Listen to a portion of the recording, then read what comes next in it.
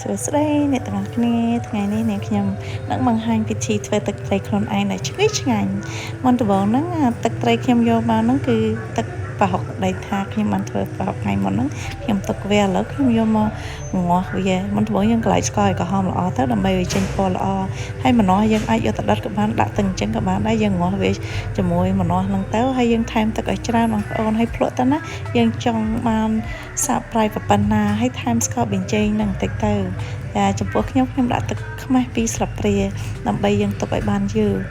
បន្ទាប់មកយើងសម្រាញ់វាទៅឲ្យថ្លាសម្រាញ់ម្ដងពីរណាបងប្អូនរហូតដល់ថ្លារួចស្រេចចានេះឃើញទេមើលទៅថ្លាល្អហើយឈ្ងុយឆ្ងាញ់មែនតើអត់ស្អុយទេបងប្អូនញ៉ាំទៅបានដឹងថាក្លិនទឹកត្រីឈ្ងុយ